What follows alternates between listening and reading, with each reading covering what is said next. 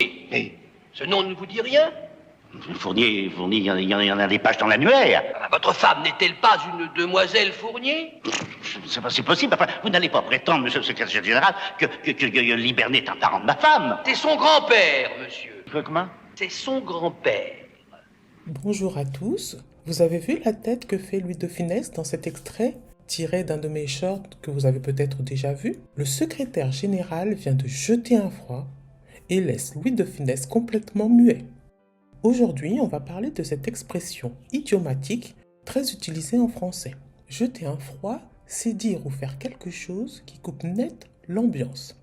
Par exemple, au travail, j'ai fait une blague sur le patron sans savoir qu'il était juste derrière moi. Ça a jeté un froid dans tout le bureau. Voici deux autres exemples. Il a commencé à parler politique en plein repas de Noël.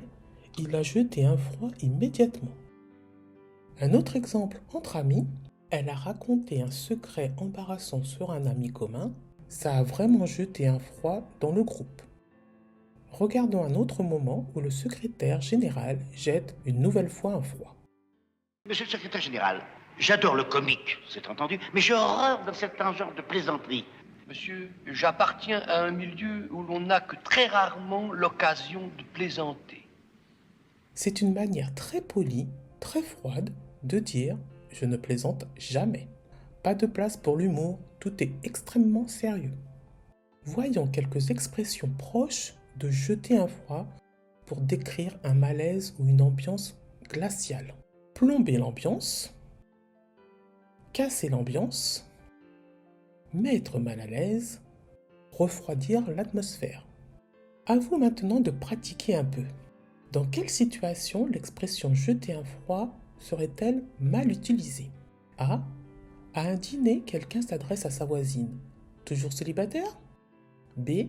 Pendant le dîner, quelqu'un change radicalement de sujet. C. En réunion, une personne révèle un secret très gênant sur une collègue.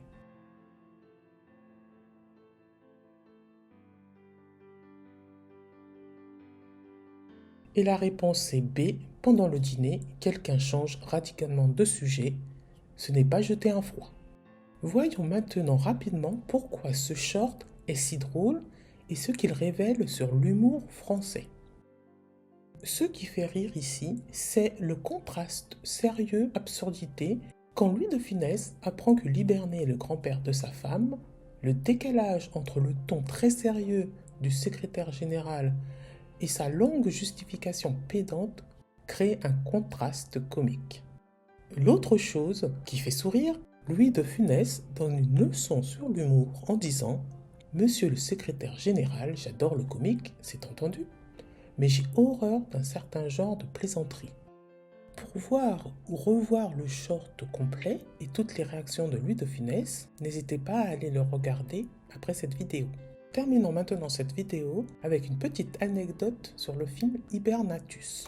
Louis de Funès a révélé qu'il y avait des tensions sur le plateau de tournage. Il estimait que le scénario était bancal, ce qui a transformé le tournage en véritable champ de bataille.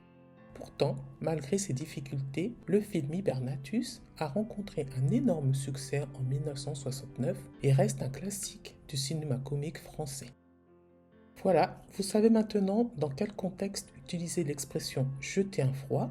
Retenez-la bien, mais essayez de ne pas trop la tester lors de vos dîners.